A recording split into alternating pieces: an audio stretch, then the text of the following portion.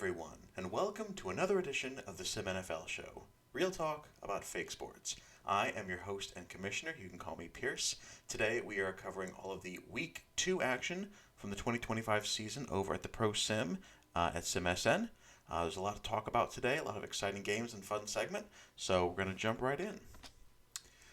So as always, we're going to cover all of the Week 2 action, stats, and summaries. We're going to highlight some of the best games and then go down the scoreboard. We will finish with my personal choice for Players of the Week. We're going to have a quick injury update, note who is on the injured reserve for now. And then our special segment for this week is going to be a stock watch. So I'm going to act as if the 32 NFL teams were different stocks, talk about which ones I would buy and invest in, and which ones I might be holding or selling based on what we've seen over the first couple weeks of the season. And then, as always, we'll wrap things up with our preview for the upcoming week, Week 3. So, let's dive in.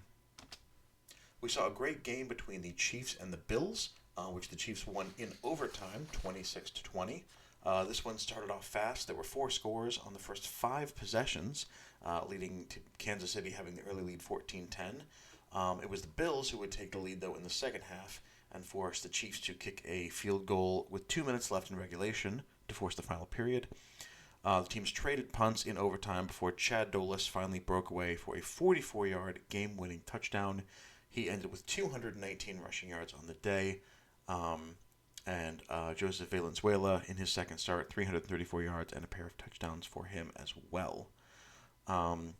Second consecutive overtime game for the Bills, but the Chiefs came out on top in this one. There was a nail-biter of a game between the Giants and the Ravens. Baltimore had a fumble on the very first play of possession, which Lamar Johnson immediately turned into his first of 3 rushing touchdowns for the early lead. But Baltimore would come back to tie it at 7, and then again at 10, and then again at 17. They would finally take their first lead with 5:19 to go in the game on a touchdown pass from David Chop to Dale Murphy for 34 yards. But they would miss a critical extra point. They had also missed a field goal earlier, so that left the margin at 6. And Johnson was able to drive the Giants down the field, get his 3rd rushing touchdown of the game, and the all-important extra point to go up by 1 and ultimately win the game. So Johnson threw 3 picks, but also ran for 189 yards and 3 touchdowns. Jonathan Perez added 119 all-purpose yards as well. David Chop threw 387 yards, 100-plus yards to both Garcia and Dale Murphy. And rookie Joshua Martin had an outstanding game as well for the Ravens, 2 pass breakups and 2 interceptions. Shout out also to Matthew Bradshaw for forcing a fumble and getting an interception as well. But ultimately, it was the Giants who came from behind at the last second and won this game by 1. Another close game between Tampa Bay and Minnesota.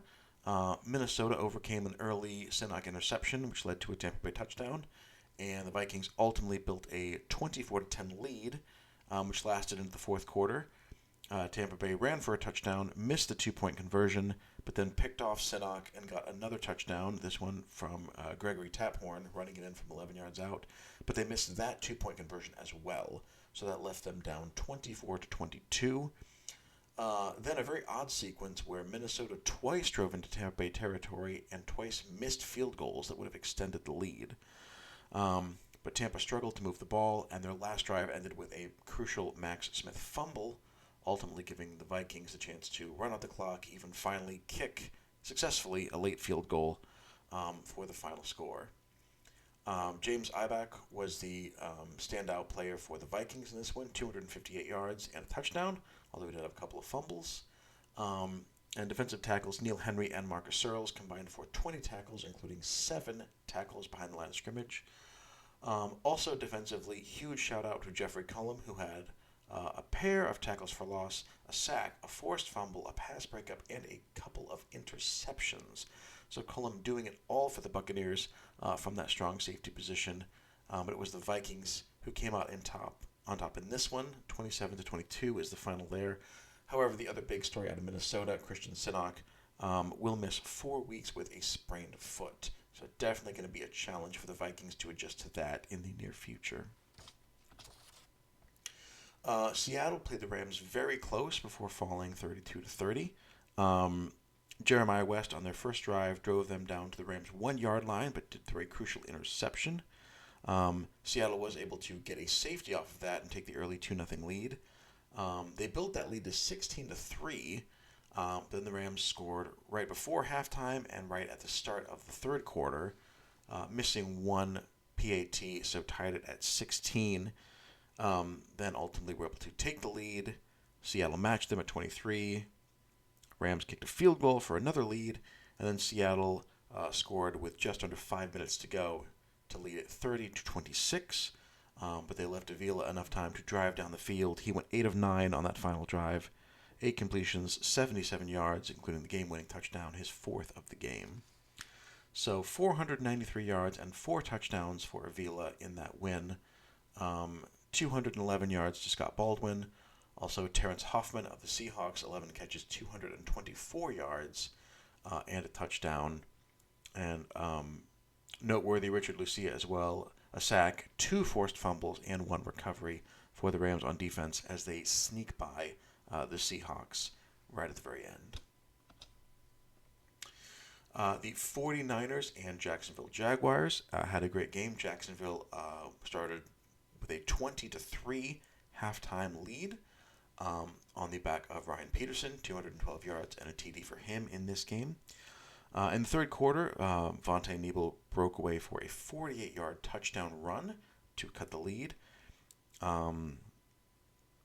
They then got the ball back, drove down to the Jacksonville 6-yard line, but on a crucial 3rd and goal, Solano threw an interception.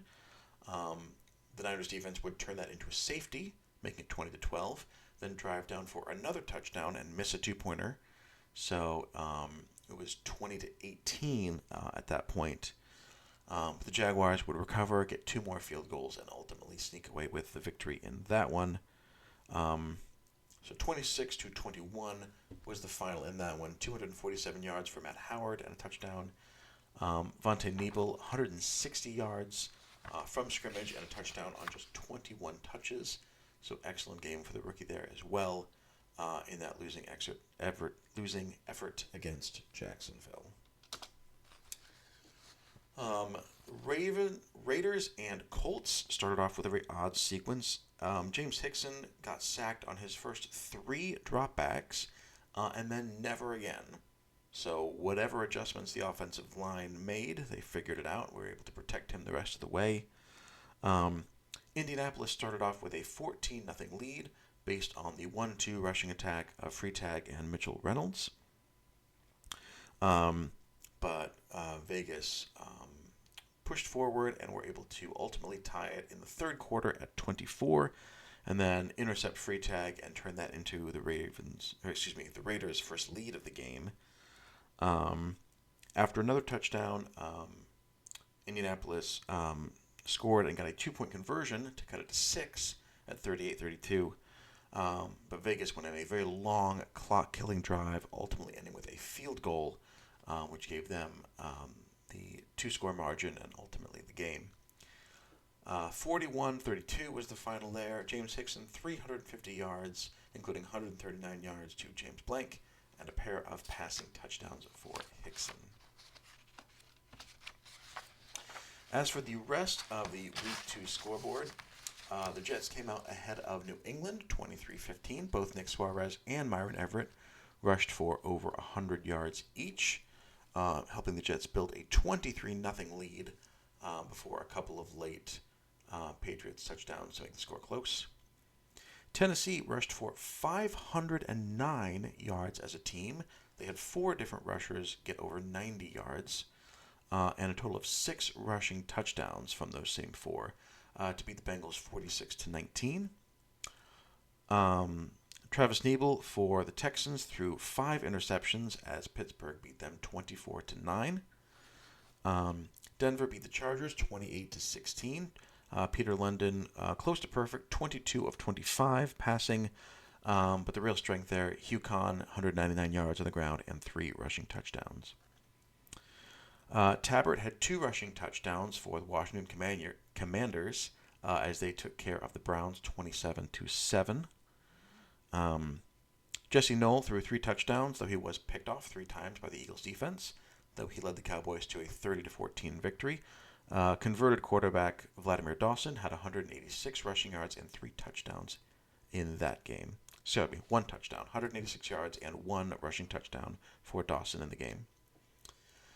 Gregory Sellers had 108 total yards and 2 touchdowns, and strong safety William Alexander had a pair of interceptions for the Dolphins as they rolled up on the Lions 47-12. Carolina defeated Chicago 37-14. Dakota Link passed for 409 yards and a trio of touchdown passes. Green Bay pulled away from New Orleans late. It was 6-3 in the fourth quarter before finally getting a pair of touchdowns and winning it 20-3.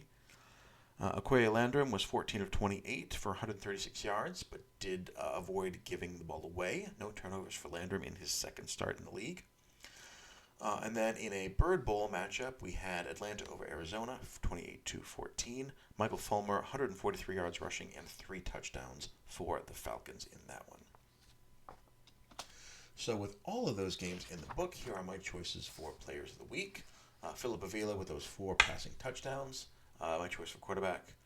Ibach, 258 rushing yards and a touchdown. Hugh Kahn, 199 yards and 3 touchdowns rushing. And then Terrace Hoffman, 224 yards and a touchdown for the Seahawks in that game.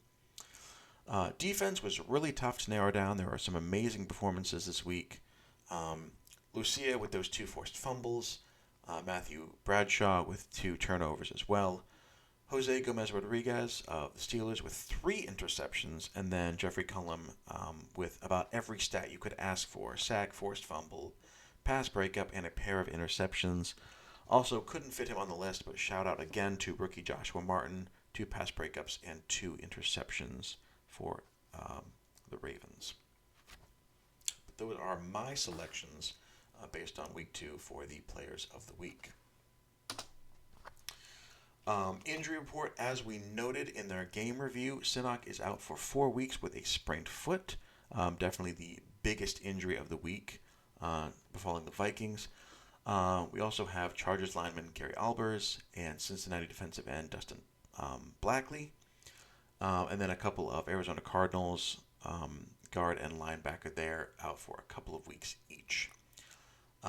So we'll keep an eye on all those situations as those develop. Obviously, all players expected to make a full recovery. We will see what those teams try to do working around those injuries in the coming weeks. Okay, so as I mentioned, our special segment for week 2 is an NFL Stock Watch. Thank you, Sarge, for the idea. So basically, I'm going to look at a few different franchises and talk about where I think the coming weeks will see them relative to their current value. I want to stress this is very short term, only the next couple of weeks, so this is not, years into the franchise, but just over the next few games, what to expect from each of these teams. And also, it is relative to expectations, so you won't see names here of teams that are very good and everyone knows that they're good, because that's less interesting. We'll look at teams that might be able to over or underperform based on what they've done the first couple of weeks. Obviously, the season is very new, so I could be entirely wrong, but I thought it was an interesting way to look at these teams. So, in the buy category, in terms of teams that I think could be looking at potential upside or be undervalued currently, first team I want to talk about is the Indianapolis Colts. You might look at them and say, okay, AFC South, 0-2 start, whatever.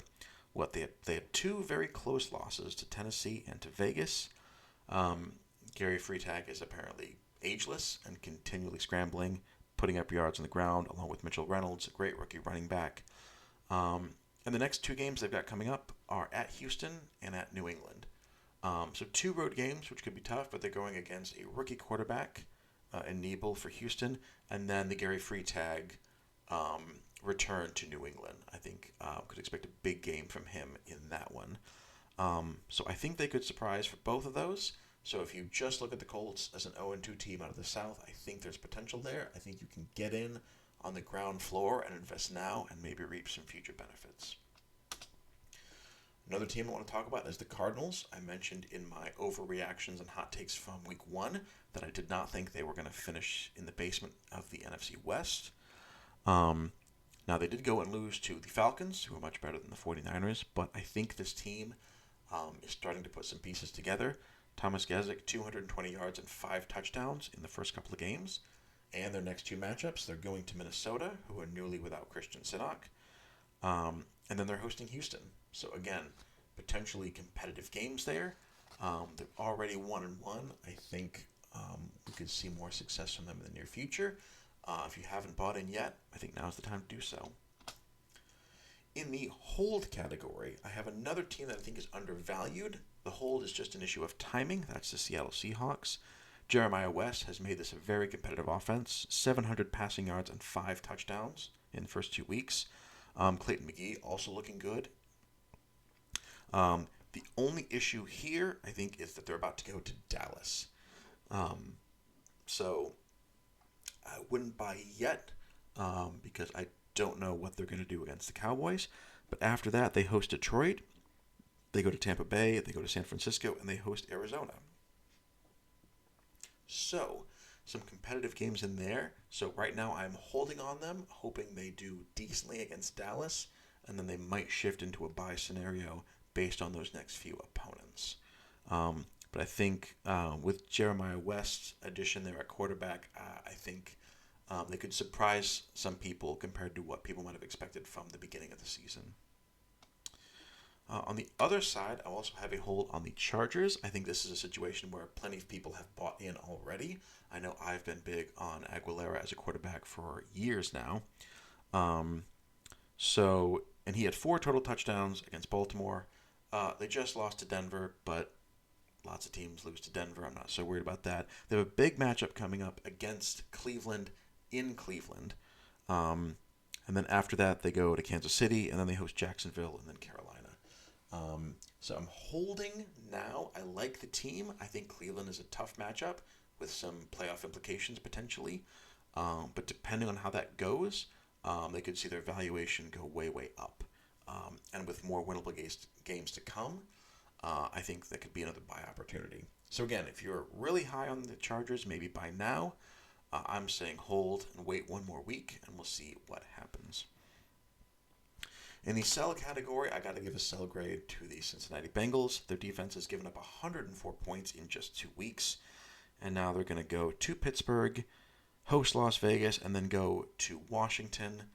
They've also got a game against Dallas coming up in a few weeks. I think they're going to give up a lot of points. And Donald Gurvich has definitely been overperforming relative to my expectations at least, but I don't know about putting up 40 and 50 points every week to make up for that defense.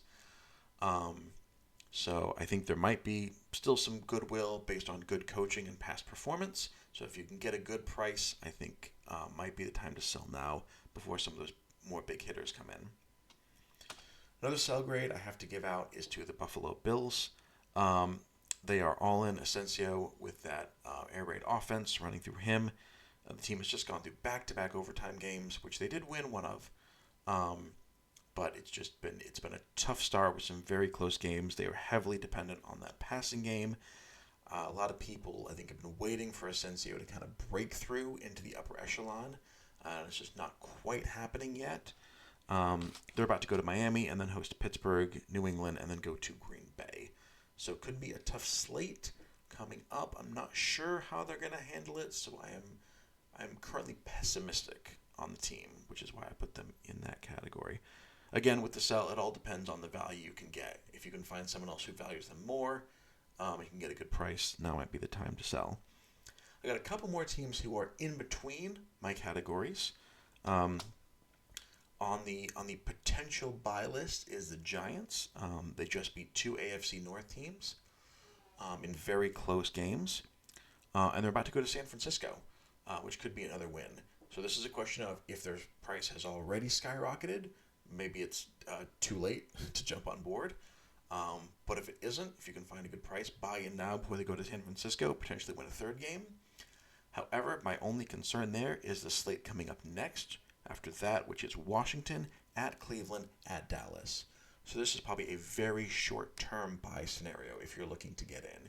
You want to get in now while the stock is going up, ride it through San Francisco, and then maybe dump it for these next 3 weeks before they face some real stiff competition. Or if you believe, buy and hold, and then you look like a genius when they win some of those games too. Another tentative positive outlook is on the Chiefs. Valenzuela, after taking over for Scribner, has 800 plus passing yards, 3 touchdowns. Chad Dolis just raced over 200 yards in their last game. So if they can put together a balanced attack, that would be great for their future prospects. Again, it's just an issue of timing. Actually, it's about the next couple of weeks. They're at Baltimore, and then they host the Chargers and the Steelers. So I am optimistic on their outlook in general, but I am between buy and hold based on their next few opponents. So keeping an eye on them as those games develop. If they surprise in one of those, if they can beat Baltimore on the road, I think that stock is on the way up. On the other side of things, in the tentative hold, maybe sell scenario, I have the Vikings. They just lost Christian Senok for 4 weeks. That's really going to hurt. I mean, maybe Ibach can pull another 200 plus rushing game out and bail them out.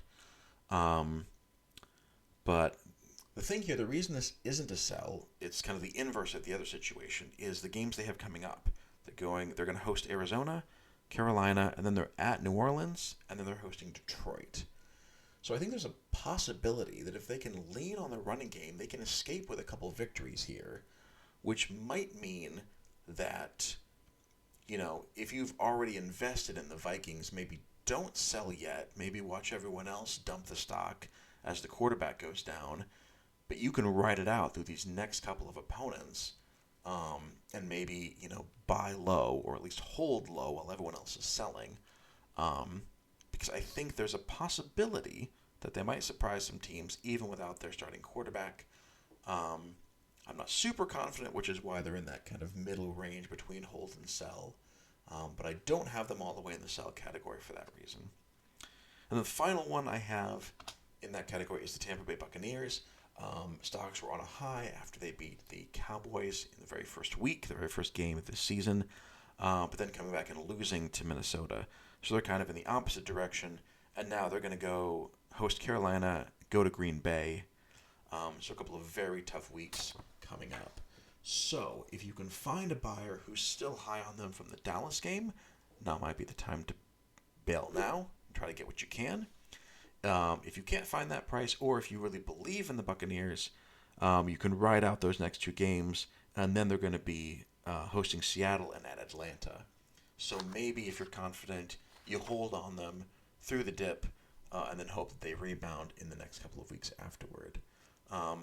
Or maybe they put on what they did against the Cowboys and surprise everyone, and then you look like a genius for hanging on. But yeah, so that's my outlook on these 10 teams, on where I think they're going in the near future. Definitely let me know whether you agree or disagree with some of my takes, who you would be buying and selling at this early point in the season. So next week is week 3. We're going to start things off on Thursday night with a game between New Orleans and Atlanta. In the early slot on Sunday, we have some great games. We have the Chargers going to Cleveland. As I mentioned, a game with potential tiebreaker implications in the AFC. We also got Carolina going to Tampa Bay, and a great NFC South matchup there. And then in the afternoon slot, Philadelphia playing at Los Angeles against the Rams, and the Jets going to Denver for an AFC clash. We end things on Sunday night with a game between 2 undefeated division leaders, Washington and Green Bay. And then we wrap up the entire week on Monday night with New England traveling to Vegas to take on the Raiders. So that is the slate we have upcoming. Very excited to see the outcome of all those great games. So that is everything I have for this edition of the SimNFL Show. Thank you all so much for stopping by. To all the teams and owners out there, good luck and have fun.